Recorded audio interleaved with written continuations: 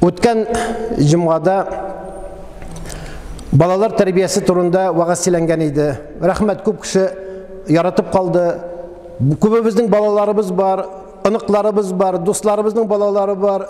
Өзіміздің балаларыбыз болмаса да, өзіміздің племенникларыбыз бар. Нешік етіп бала тәрбиелерге керек, нешік етіп баланы кішкенеден нәрсе аңар әһәмиятлі, ихтибарлы, орысша айтмышлы приоритетны, ғарапша аулауия нәрсәне бірінші етіп аларға үйретуге керек. Мына шулардың турында сөз болды. Пeygamberimiz sallallahu aleyhi ve sellem bir hadisinde ayıttı. Ahracahul Buhari fi sahihihi kullu mevludin yuladu ala fitrati. İkinci bir hadiste ala fitratil İslam. Fa abawahu yuhavvidanihi ev yunassiranihi ev yumajjihasanihi. Her bir bala dünyaya gelgen vakitte Yavriyini kıbılsın, Çuvaşını kıbılsın, Garapını kıbılsın, Tatarını kıbılsın. Her bir bala, каждый ребенок, когда рождается с естественным фитры деген сөз. Естественный иман. Аллахдан берілген иман білен. Хатта ол зинадан туған бала болса да, бар-бар ол иман білен туа. Фаабаваху. Аларның шушы баланың әтисі, әнисі кімні мәжуси ете, кімні насара ете, кімні яхуди ете, кімні мұсылман ете. Субханаллах. Biz bayram etamiz bala tuğan vakitte. Ой, у меня сын родился, у меня дочь родилась. Мы 7 лет ждали, 10 лет ждали. Вот наконец-то дип сиynəbiz, şatlanabız. Ol bey meclislerin, ol şartların, ol bulakların öyle. Şunda oylabız mı? To'xtali, ey Rabbim, mening bit mo'arshi balam yo'q edi. Rabbim menga bala berding. Ey Rabbim, meni bit zurriyatli qilding, naslli bo'ldi, mening bit hozir potomstvom bo'ldi. Ey Rabbim, senga rahmat deb sajda qilib Alloh taolaga jili-jili rahmat o'qiybizmi? Shu balani tarbiyalagan vaqtda, bir kishini bilan bala tug'an vaqtda, ey ali bit seni tarbiyalisi bor, ali bit seni kishi etasi bor, ali bit seni shu og'ir vaqtda, shu jahiliyat vaqtida, shu bütün nelarni, bütün dindagi bo'lgan aybirlarni to'sib qo'ya turgan shu shunday vaqtda ali seni kishi etasi bor deb burshilib jiladi. Savi bala dunyoga kelgach, когда рождается ребенок, надо плакать. Субханаллах. А когда ребенок в детстве 2 месяца, 3 месяца, 5 месяцев, год умирает, надо радоваться. Субханаллах, харагыз. Что говорит мулла с минбары деп айтуыңыз мүмкін. Бала шушы дүнияға келгеш, нешек етіп тәрбие ет берірмін екен, дұрыс етіп аңната білірмін екен, динні, исламны, деп шуны ойларға да жыларға керек. Ей Раббым, насип ет меңа шушы кішіні деп. Әгер де бала дүниядан, саби келіш дүниядан өтті екен, ол жәннет әхілі, алар бізні де иншалла жәннетке кіртірлер. Әтенесін де аның үшін сейінлерге керек. Ләкин біз дүния бітіріп, арақылары білән, анда керекмәген ішләрі біз білән, намазларымызны қалдырып, ризықларыны исраф етіп, вақтымызны исраф етіп, шушы мәжлисләрні бізді үткәрі бізді, аннар соң енді шушы баланың тәрбиелерге ақшада қалмай, әлі юққа жіберген. Ғақиқа деген нәрсені, шушы дұға деген нәрсені, азан айтып, матур етіп, исім қошу деген нәрсені, не әтесі, не бабасы үйретмеген. Өткен жұмғада айтқан едік бет, ең бірінші хақ, бұл балаға яқшы ана табу, һәм матур етіп, исім қошу. Соңынан енді динне үйрету. Фаабаваху, әтиянесі кімні мұсылман ете, кімні яхуди ете, кімні насара ете. Әлхамдулиллах, мұхтарам ғазиз қадашларым, меңа 65 яш, мұнда меннен олырақ та кішілер ұтыра. Мұндан 40 елілік біз әлі енді бітті енді дейін, бітті енді мәшетлер. Енді қазір кім нетер мұна қайбір бабайларымыз, біз өлгеннен соң кім келер енді бұл мәшетке деп жүрген вақытта, субханаллах, ла тақнату мин рахматиллах. Аллахның рахматынан үміт үзмәгіз. Не отчаивайтесь от милости Всевышнего, Аллах Тағала біткен әйбірінде тұрғыза. Әлі нені шықыртап тұрған кішілі әйбірінде Аллах Тағала yo'q ете. Әлхамдулиллах, қазанымыздағына 80-нен артық мәшет. Көпме яшьләр келә, көпме дағват, әлхамдулиллах. Ул телевизорда булсын, радиода булсын, телефоннарыбызда булсын, җомга көнне бер-беребез белән җомга белән тәбриклибез, хәдисләр җибәрәбез. Хәтта җомгага килеп, менә монда минбәрдә вагаз сөйләргә дә калмый, чөнки без инде җомга көнне иртәдән күпме хәдисләрне, күпме Коръән аятларын укыйбыз. Ләкин уку белән генә түгел, гамәл кирәк.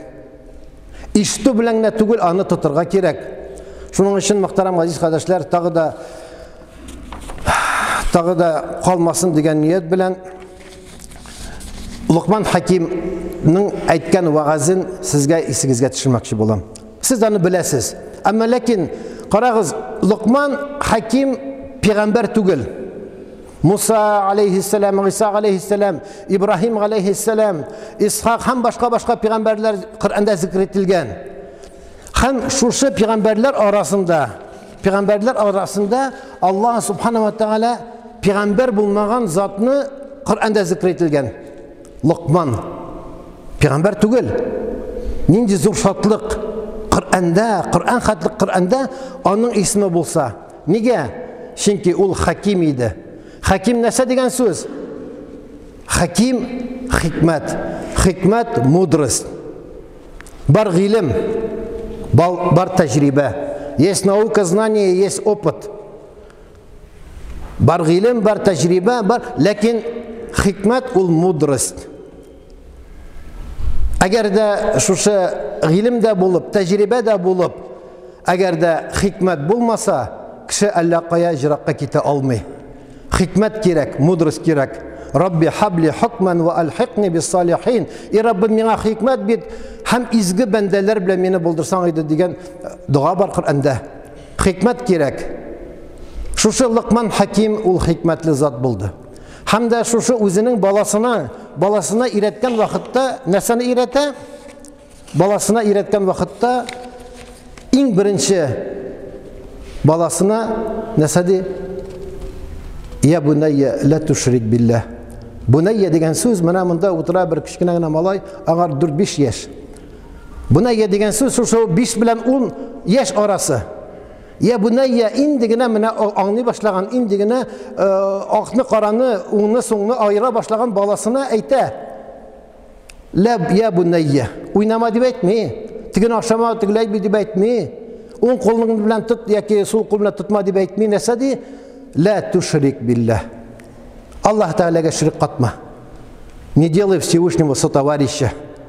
Иң зур гилем, иң зур хикмат, самое большое знание, самая большая мудрость — это магрифатуллахи, Аллаһ Тааляны тану. Аллаһ Тааляны танымасак, күп меңгенә галим булсак та, күп меңгенә тәҗрибәле булсак та, күп меңгенә профессор, академик булсак та, бөтенсе дә шушы тапкан әйберләр, гыйлемнәр, хикмәтләр, наукалар ул дөнья өчен. Дөньяда бетә. Аның пенсиясе бирә, медальләрен бирә, орденнарын бирә, грамоталарын бирә, яхшы итеп пенсияларын бирә дә дөньяда бетә. Әгәр дә кешедә Аллаһ Тааляга ышану булмаса, әгәр дә инде Аллаһ Тааляга ышану да булып, аның өстенә гыйлем, хикмәт, аның өстенә тагы тәҗрибә, аның өстенә һөнәр, аның өстенә фән булса, ул кеше хикмәт өстенә хикмәт, нур өстенә нур була. Әүвәлул илми магрифатуллахи, иң беренче зур гыйлем, ул Аллаһ Тааляны тану. Самая большая наука, самое большое знание — это познание Всевышнего, Аллаха Тааляны тану. Ва ахирул илми тафвидул амри илейхи. Гыйлемнең ахыры нәрсә? Гыйлемнең әүвәлен таптык, ул Аллаһны тану. Иң ахыр гыйлем нәрсә ул? Тафвидул амри илейхи. Нәрсә генә эшләсәң дә, что бы ты ни сделал, что бы ты ни какое бы ты приобретение не произвел, какое бы ты произведение не написал, какие бы ты новости не сделал, ахырдан и Раббым, сиңа тапшырдым. Син акыл бирмәсәң, моны эшли алмас идем. Синең хикмәтең белән, синең кишең белән, синең шушы ярдәмең белән эшләнгән эш, сиңа тапшырдым бу эшне дип, Аллаһка эшне тапшыру. Лукман Хаким: "Ля бунайя ла тушрик биллах. Инна ширка ла зулмун азим. ووصينا الإنسان بوالديه حملته أمه وحنا على وحن." أي شينكي شرك الله تعالى دوست بيتو، الله تعالى баласы бар деп әйтү. сотоварищи, ол ең зор гүнах. Бір кіші зина қылды, тәуба қылды, Аллах Тәала ғафу ете. Бір кіші өтірді, тәуба қылды, білді өзінің хата екенін, Аллах Тәалаға жылы-жылы тәуба қылды да, Аллах Тәала иншалла ғафу ете. Әмма ләкин біле тұрып та Аллах Тәала юқ деп айту, әл-ғаязу билlah, біле тұрып та Аллах Тәаланың досты бар, баласы бар, аның фәрештәләрінің қызлары бар деп айту, ол Аллах Тәалаға ширк қату, ол ғафу етілмей. Шуның үшін бүтін гүнахлар иншалла ғафу етілі. Намаз оқыған сайын, ураза тұтқан сайын, хаждан қатқан сайын, бір изгілік ішлеген сайын, и Раббым, астағфируллахы ғафу ет менің. Гүнахларымны қабыл ет менің бұл ғамалым десең, Аллах Тәала ғафу еті. Әгер де бір нашарлық ішләсәгіз, бір бірзықлық ішләсәгіз, аның артынан бір яқшылық ішләргә ашығығыз, тігіні ғафу етеді Пейғамбарымыз саллаллаху алейхи вассалам һәм Аллах Тәала Құран кәримдә. Шуның үшін Лұқман Хаким өзінің баласына ең бірінші нәрсе де ла тушрик биллах. Инна ширка ла зулмун азим. Чөнки менә шушы ширк кату ең зур хата, ең зур гүнах, аннан да артыграк гүнахлар юк. Һәм Аллах Лұқман Хаким нәрсе де ашкур, шикрана кыл. Благодари Всевышнего. Нәрсә өчен шикрана кылырга җәмәгать? Менә монда килдек. Шикрана түгелме? Айрат кешәге үлгән ул килә алмый. Теге ауру бер Наил кардәшебез монда, Рауф кардәшебез ул авырып ята, үлем көтеп ята, ул килә алмый. Тегесе зәгыйф, монсы аксак, монсы бурычлы. Biz zayıf da түгел, аксак та түгел, бурычлы да түгел. Хәтта бурычыбыз булса да Аллаһ Тәала безгә көч биргән, ярдәм биргән. Һәрбер нәрсәгез өчен шөкранә кылыгыз. Иртә белән уяндык, әлхәмдүлиллаһ исәнбез, шөкранә кылырга кирәк. Мәчеткә килә алдык, шөкранә кылырга кирәк. Ураза килә, ураза тота алабыз, шөкранә кылырга кирәк. Һәрбер нәрсә өчен силе алабыз, шөкранә кылырга кирәк. Эше алабыз, шөкранә кылырга кирәк. Әйе. Әгәр дә фәмән шәкәрә кем шөкранә кылса, ул үзе өчен шөкранә кыла. Шушы шөкранә кылган сайын Аллаһ Тәала арттыра. Ва ин шәкәртум ла азиданнакум ва ла ин кафартум инна газаби ла шадид. Мин биргән ниғмәтләргә сез шөкранә кылсагыз, мин сезгә арттырып бирәмен ниғмәтемне. Әгәр дә булганны да юк дисәгез, минем газабым бик каты ди Аллаһ субхана ва тааля әйтә. Әтиәниләрегезгә изгелек кылыгыз диде Аллаһ субхана ва тааля Құран кәримендә, шушы Лұқман Хакимның васиятында. Карагыз, Аллаһдан соң әтиәни. Ва ин джаһадака ан ла тушрик би шайъан фала тути'һума ва сахибуһума фи дунья магруфа. Әгәр дә әтиәнигез сезне нашарлыкка чакырсалар, динсезлеккә чакырсалар, аракы эчәргә кушсалар, тәмәке тартырга кушсалар, зина кылырга мөмкинчелек бирсәләр, ул вакытны әтиәнигезгә итагать кылма. Не подчиняйтесь в то время, когда они заставляют тебя делать грех или делать что-то греховное. Вот здесь мы не должны подчиняться родителям. وَصَاحِبُهُمَا فِي الدُّنْيَا مَغْرُوفًا. Но шулук вахатта, в то же самое время мы должны их уважать. Зная некоторых молодых мусульман, которые очень сильно глубоко пришли в ислам и отвергли своих родителей. Это неправильно, это грех. Какие бы они ни были, они ваши родители. Они родили вас, они воспитали вас, они дали вам знания, образование. И вдруг мы в 18 лет, 20 лет приняли ислам или там нашли дорогу к мечеть, и все, отвергли от родителей. Не только сам, еще родственникам, другим родственникам ходите к родителям, ходите к родственникам. Если они заставляют тебя пить, не пей. Если есть возможность там сказать, что это грех, что это харам, что это запрещено, скажи. Помолись за них, попроси за них, поцелуй руки матери, обними отца и скажи: я ведь, посмотрите на меня, дорогие мои, какой я счастливый человек, я принял ислам, я сейчас в исламе, у меня жена, мои дети, ваши внуки, вот я хочу, чтобы вы в последний путь тоже ушли мусульманином или мусульманкой. И вот тогда будет это да'ват, это будет призыв к исламу.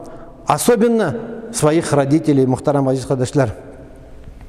Allah subhanahu wa ta'ala әти-әниләребезгә дә тәүфик хидayet бирсен. Allah subhanahu wa ta'ala балаларыбызга тәүфик хидаятлар насыйп әйләсен. Без үзебезнең балаларыбызга, менә шушы кичкенә генә 5 яшьлек, 10 яшьлек балаларыбызга вакыт табып, аларны улым әле утыр әле. Әйдәле багырым җанашым утыр әле. Әйдәле менә монда уйнадың, әйдәле менә моны укыйк әле. Әгәр менә моны укысаң, менә мин сиңа бирәм бүләк, мин сиңа шуны эшлим, тигән эшлим дип, аларны кызыктырырга тиешле булабыз без, мөхтәрәм азиз кардәшләр.